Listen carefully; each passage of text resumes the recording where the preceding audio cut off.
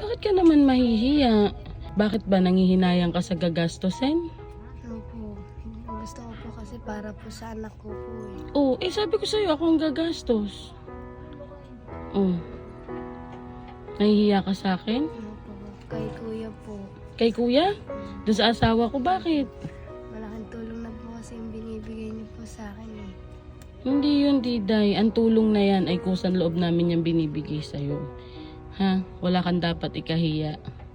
Kasi yan, tulong yan at ako pinangako ko sa'yo na hanggat kaya kong tulungan ka, tutulungan kita. Ayan, Diday. Nakapagpaturok na tayo. Anong pakiramdam mo? Masakit po. Masakit? Oo. Kaya sa susunod ha, yung sinabi ko sa'yo kanina, kahit anong problema, tawagan mo agad ako. Ha? Kasi may nahihiram ka namang cellphone, di ba? Tawagan mo agad ako kasi hindi na dapat yan pinapatagal, Diday. Huwag mong iisipin yung gastos kasi kaya ko namang sagutin yun. Sabi ko naman sa'yo, di ba, magsabi ka lang. Kasi hindi yan pinapatagal. Tulad yan, sabi doon, 2 days na pala. Oh. Kailangan mo mapaturukan pala agad yan ng anti-tetano. Magsasabi ka agad. Nahihiya po kasi ako sa iyo ate. Ang laki na po kasi tulong na binunta niyo po sa akin. Bakit ka naman mahihiya? Wala namang kaso yan. Basta magsabi ka lang agad. Tawagan mo ko, di ba? Huwag mo nang patagalin. Yung hiya mo, isang tabi mo muna yun. Ano ba sabi ko sa'yo? Isang tawag mo lang, nandyan agad ako. Bakit ba nangihinayang ka sa gagastusin? Opo. Ang gusto ko po kasi para po sa anak ko po eh. Oh, sabi ko sa'yo ako ang gagastos. Oh.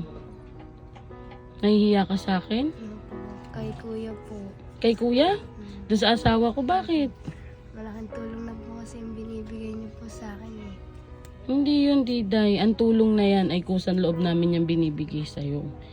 Ha? Wala kang dapat ikahiya. Kasi yan, tulong yan at ako pinangako ko sa'yo na hanggat kaya kong tulungan ka, tutulungan kita. Ngayon, yung mga gamot na yan, ito ha. Ayan, binilan na kita pang 3 days mo yan. Tapos babalik ako bukas kasi bibilhan ulit kita ng pang 4 days mo. Dahil 1 linggo daw yan na iinumin mo. Huwag mo kakalimutan ha.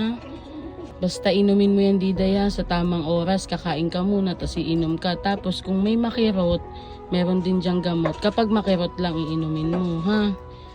Basta magsabi ka lang agad. Huwag mo nang patatagalin kasi baka mas delikado pa. Ha? Pero hindi naman siya masakit. Sakit po po unti.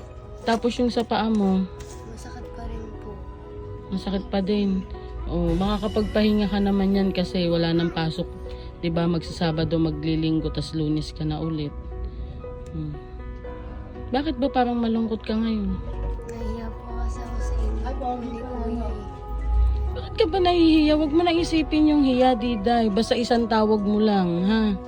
Alam ko naman na hindi ka abusado sa tulong. Kaya huwag ka nang mahihiya. O, meron pa ba kayong bigas? Opo. Ha? Meron pa po. Bumili na kayo?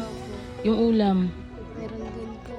Okay. Buti naman alagaan ng anak mo muna ni Baste. Pero hindi ka naman nilagnat. Hindi naman po. Okay. Buti naman kung ganun, di ba? Basta sa susunod, mag-iingat ka. Huwag ka na kasing magluluto doon. Dahil bakit ba kasi doon kayo sa kahoy nagluluto? Di ba meron naman kayong Okay na po yung para po tikid po kami. sa kahoy? Po.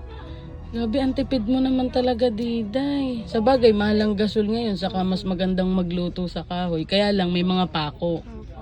Mahirap po magsibak lang po. Ikaw din nagsibak nun. Opo. Hala. Pag ganyan, Day, huwag ka nang magpupunta doon ng gabi. At kung magluluto ka, tingnan mo kung may magdahan-dahan ka. Kasi Diyos ko, pag lagi kang mapako, lagi kang tuturukan. Ha? Oh, sige na, aalis na ako.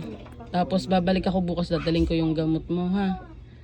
Maraming salamat po sa inyo dahil tinulungan niyo po ako.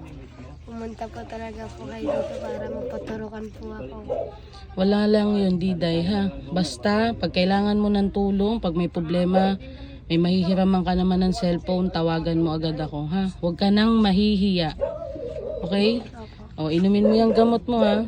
O, sige na. Thank you po. O, bye-bye.